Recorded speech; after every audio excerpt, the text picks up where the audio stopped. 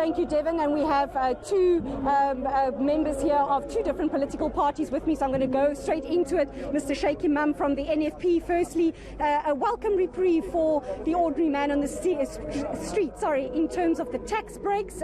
Your comments on today's budget? Yes, I think it was a very progressive budget, and I think we welcome these initiatives and these tax incentives given to ordinary South African, which means there's more money to spend, which means, in fact, when they have more money to spend, there'll be economic growth in the country. So first of all, we welcome that. Secondly, I think the assistance in terms of small businesses.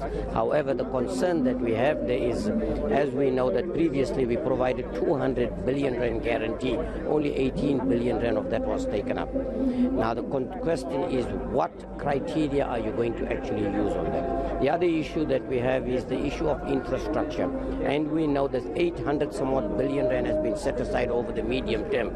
Yes, indeed, that will go a long way in terms of economic growth in the country. However, we have not had the capacity for many years in being able to implement these projects or programs, resulting in a lot of those monies either not being spent or you're not getting value for money.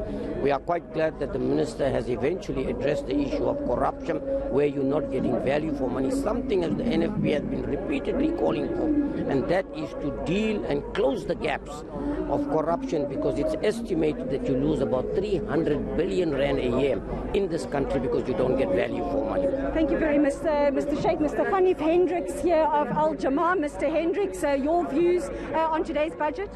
Well, I'm very grateful that pensioners will get an extra 90 rand, and Minister, it's his maiden budget.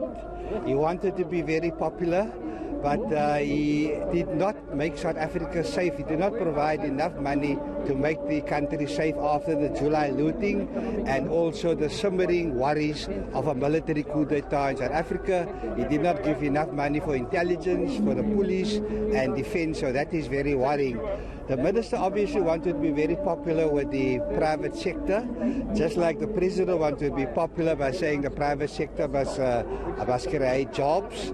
And he will now be known in history as the no tax increases minister. So he's trying to make a name for himself in the corporate sector. But remember, during apartheid, the tax rate for private sector was 50%. And now it is 27%, which means there's less money available to reduce the inequalities.